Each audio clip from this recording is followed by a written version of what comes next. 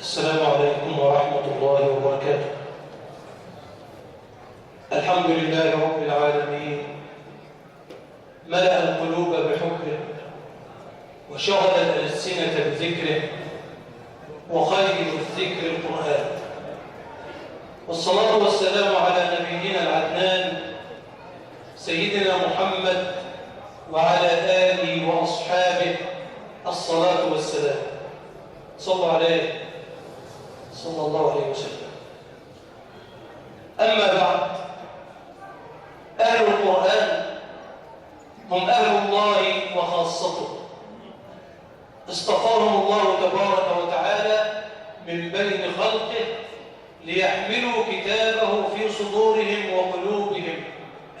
قال الله تعالى: ثم أورثنا الكتاب الذين اصطفينا من عبادنا. والقرآن الكريم له حقوق علينا جميعا. أول هذه الحقوق هو حق التلاوة.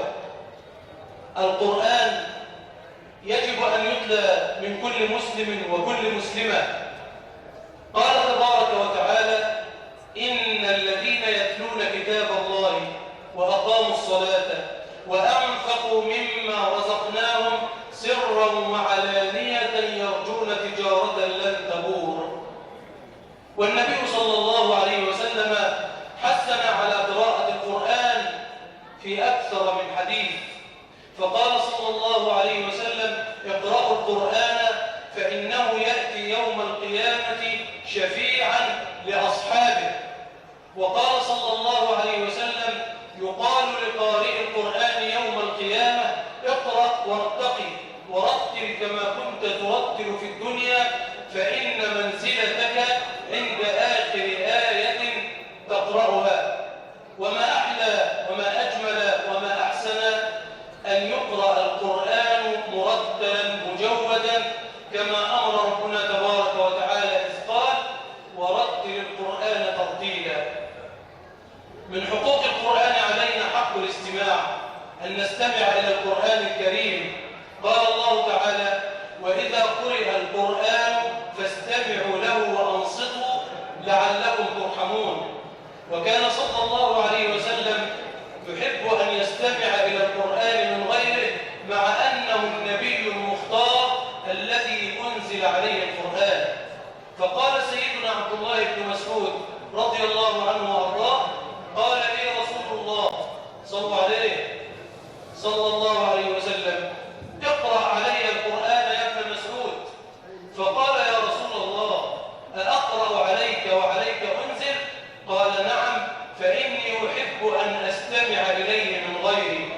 فقرأ ابن مسعود حتى وصل إلى قول الله تعالى: فكيف إذا جئنا من كل أمة بشهيد وجئنا بك على هؤلاء شهيدا. فقال: حسبك. قال: فنظرت إليه فإذا عيناه تذرفان، صلى الله عليه وسلم. الحق الثالث من حقوق القرآن هو حق التدبر، أن نقرأ القرآن بتأمل وبتدبر، وأن نعيش مع القرآن بقلوبنا وعقولنا. قال ربنا تبارك وتعالى: كتاب أنزلناه إليك مبارك ليدبروا آياته وليتذكر أولو الألباب. قال الله تبارك وتعالى: أفلا يتدبرون القرآن ولو كان من عند غير الله لوجدوا فيه اختلافا كثيرا. أفلا يتدبرون القرآن أم على قلوب أقفالها؟ وكان صلى الله عليه وسلم يعيش مع القرآن بقلبه ولبه وعقله.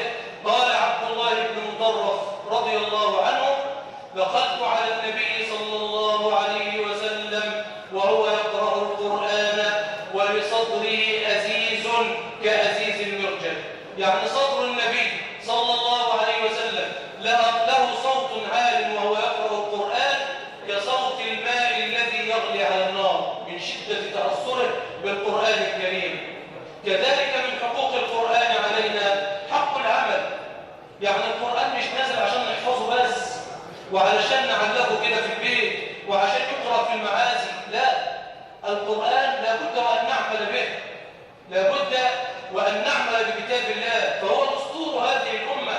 والنبي صلى الله عليه وسلم قال: تركت فيكم ما إن تمسكتم به لن تضلوا بعدي أبدا، كتاب الله وسنتي.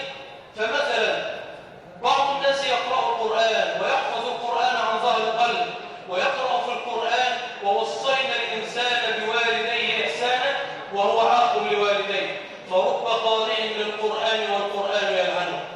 يقرأ في القرآن: فهل عسيتم إن توليتم أن تفسدوا في الأرض وتقطعوا أرحامكم، وهو قاطع لرحمه ولم يصل رحمه. فرب قارئ للقرآن والقرآن يلعنه. يقرأ في القرآن الكريم وصية الله تعالى بالجار والجار الجنب والجار ذي القربى والجار الجنب والصاحب بالجنب، وهو مسيء للجوار. فرب قارئ للقرآن والقرآن يلعنه. حقوق القرآن علينا كثيرة، يجب أن نتمسك بهذا الكتاب العظيم الذي أنزله الله تبارك وتعالى هداية لهذه الأمة، يأخذ بيدها من الظلمات إلى النور. إن هذا القرآن يهدي للحق، يهدي للتي هي أقوم، ويبشر المؤمنين الذين يعملون الصالحات أن لهم أجرا كبيرا. فاللهم ارحمنا بالقرآن واجعله لنا إماما ونورا وهدى ورحمة. اللهم ذكرنا من القرآن ما نسينا، وعلمنا منه ما جهلنا، وارزقنا تلاوته آناء الليل وأطراف النهار، واجعله لنا حجة يا رب العالمين. اللهم اجعل القرآن قائدنا إلى الجنة ولا تجعله سائقنا إلى النار. اللهم احفظ أولادنا بالقرآن الكريم، اللهم احفظ أولادنا بالقرآن الكريم، واحفظ والديهم يا رب العالمين، ومعلميهم ومحفظيهم يا أرحم الراحمين. اللهم آمين. وآخر دعوانا أن الحمد لله رب العالمين. شكر الله لكم حسن استماعكم وجزاكم الله خيرا، والسلام عليكم ورحمة الله وبركاته. شكر الله لفضيلة الشيخ مسعد عائشة.